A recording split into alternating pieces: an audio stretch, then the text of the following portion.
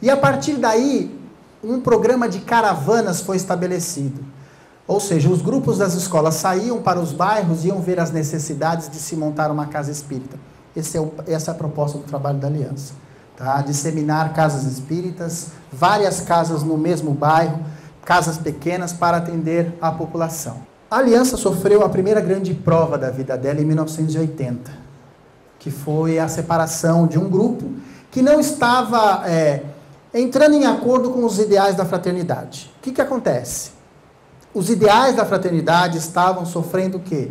Divergências de interpretação.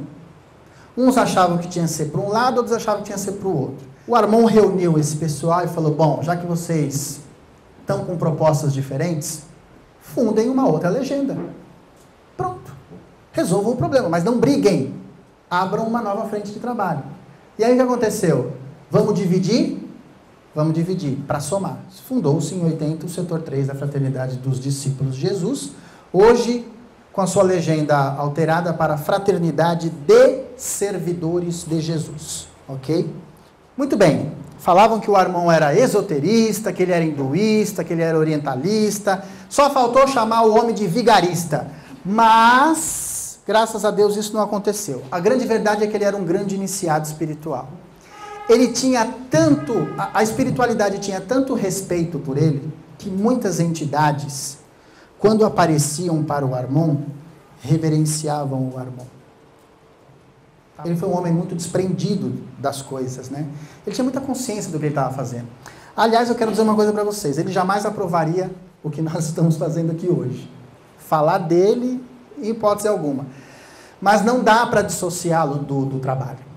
Como não dá para dissociar o Kardec do Espiritismo. Não tem como. As grandes lideranças cunham a sua marca no seu trabalho e não tem jeito. Por mais humildade que se tenha, são as lideranças.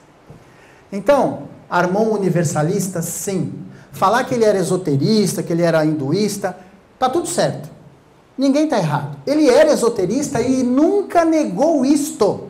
O Armon nunca, em hipótese alguma, negou que era esoterista. Ele era um profundo conhecedor das doutrinas do Oriente. Ele era. Mas, acima de tudo, ele era um universalista. Levantava a bandeira do Espiritismo como uma proposta, não como uma religião, mas como uma proposta de espiritualização avançada para a humanidade. Então, ele era universalista.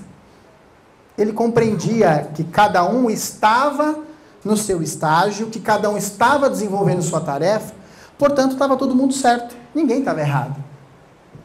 Aqui ele reativando chakras. Essa foto é inédita. Essas fotos são inéditas. Está no livro. Tá?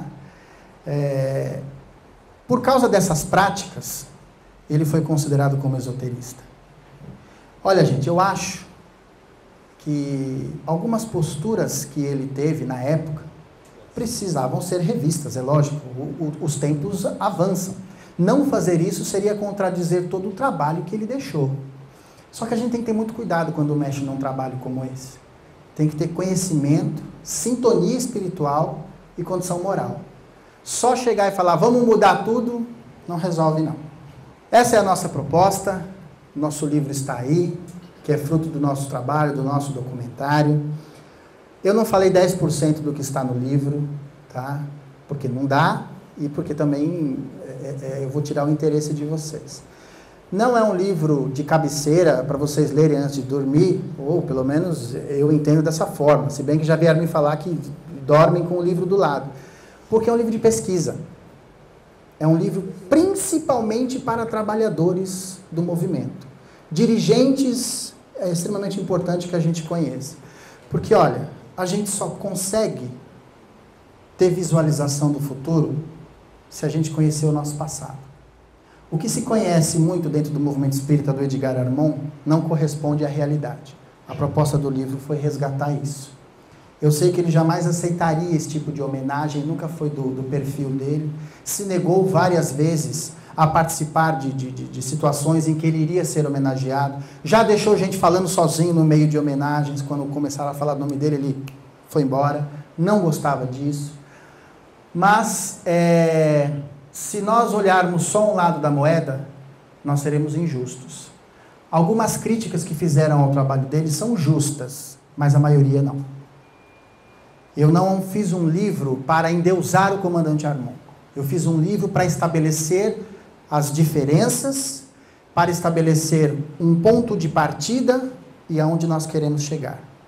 Um homem que dedicou a sua vida à doutrina. Um homem que muitas vezes não pôde compartilhar dos momentos com a sua família. Quem fazia isso era a esposa dele. Ele se trancava no gabinete dele e ficava elaborando os opúsculos, os textos, administrando o trabalho que tinha que ser administrado, orientando pessoas do mundo inteiro. Ele deixou de conviver muito com a sua família para entregar a sua vida ao Consolador prometido. E não é só isso. Como é que a gente pode taxar uma criatura dessa de antidoutrinária? A gente ouve às vezes nos jornais aí do nosso movimento, tal pensamento de fulano é antidoutrinário, porque não sei o quê. O outro atenta contra a pureza doutrinária, o outro não sei o quê. E desce o pau em todo mundo. Eu só não vejo artigos que dizem que esta falta de caridade é desvio doutrinário. Isso ninguém fala. Mas graças a Deus isso está mudando. A gente consegue visualizar hoje um movimento espírita se unindo, principalmente Federação, USE, Setor 3, Aliança e União Fraternal. Por incrível que pareça, as 5 entidades que têm o dedo do Armon. Ok? Gente, eu agradeço imensamente. Muito obrigado e que Jesus nos abençoe.